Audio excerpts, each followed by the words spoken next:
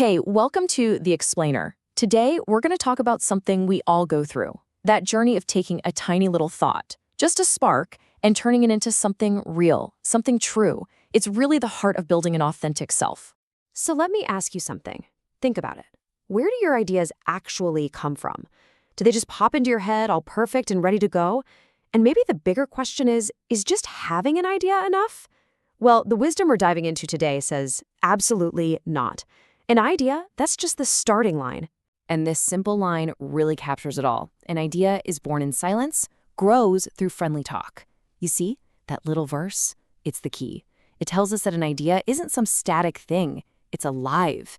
It's something that absolutely needs conversation. It needs other people to really grow and thrive. All right, let's get into our first section, the life of an idea. And we're going to explore exactly why a thought just can't make it on its own. So here's the fundamental issue, right? A thought that you just keep locked up inside your own head, it's like a seed you never plant. Yeah, it's got potential, for sure, but it can't be tested. It can't grow. It can never become something you actually live. It's just incomplete, stuck. And this is where we need a major shift in how we think about this. So many of us, right, we're scared to share our ideas because we're bracing for a clash, a big fight, a battle of wills where somebody has to win and someone has to lose. But what if we changed the frame? What if instead of a clash, it was an encounter? A true meeting of minds where the goal isn't to win, but for everyone to find the truth together. So you can really see this journey in 3 clear steps. First, you've got that lonely little seed, the initial thought. Then you add discussion. That's the water. That's what makes it sprout and grow. And what do you get at the end? Truth. A real, solid truth. The fruit that grows from working together. So what's the bottom line here?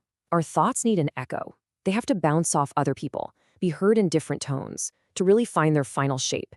A thought stuck in a vacuum, it's never going to be more than a faint whisper. Okay, moving on to section 2, mind, heart, and truth.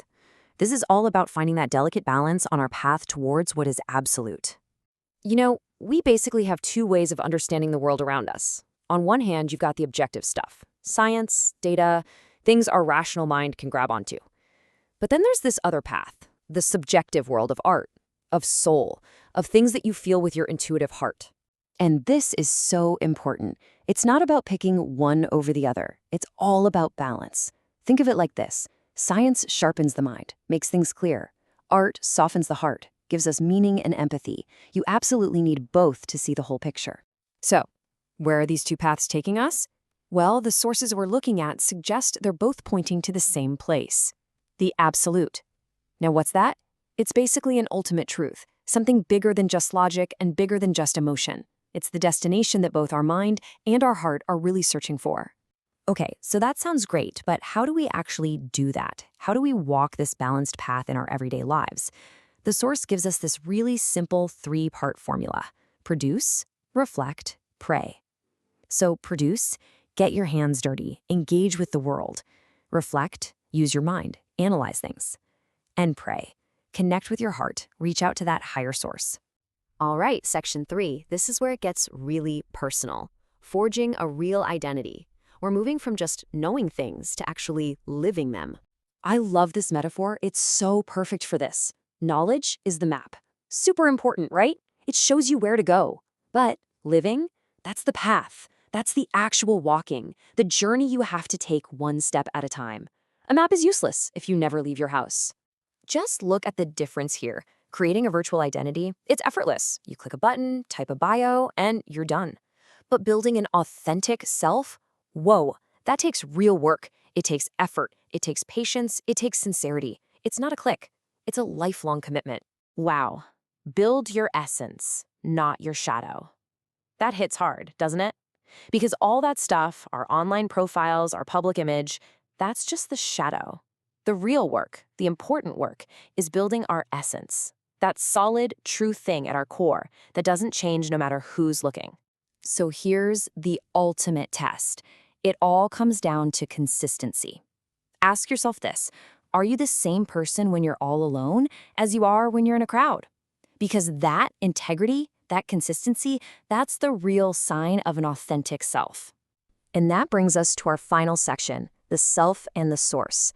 This is about taking that identity we've built and connecting it to something even bigger. Think of this last stage as a kind of spiritual zoom out. You start with NA, which is the I, the individual, then you zoom out to Nahnu, the we, your community, your people. But the real goal, the true harmony, is found when you connect both the I and the we to Hue, the transcendent He, the divine source of it all. So what about the ego in all this?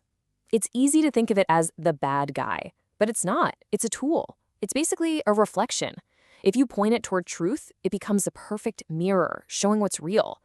But if you let it just serve itself, it turns into a mask, and it hides who you truly are. And this is really the ultimate destination. The true self reaches fullness when it turns to the one who transcends. That's the whole point. A truly authentic person isn't going to get blown around by every new virtual trend, because their strength comes from being anchored in something real, something permanent, something transcendent. So we're left with this beautiful final image of balance. It's about what it means to be fully, completely human. You've got one hand on the earth, grounded in the real world, and the other hand is reaching for the sky, for something more. And all the while, our hearts are centered on that ultimate source of truth. And so, I'll leave you with this question to carry with you. In this world that's so full of virtual shadows, what are you building? Are you spending your time building your reflection, that fleeting shadow you show everyone? Or are you doing the hard but beautiful work of forging your true, lasting essence?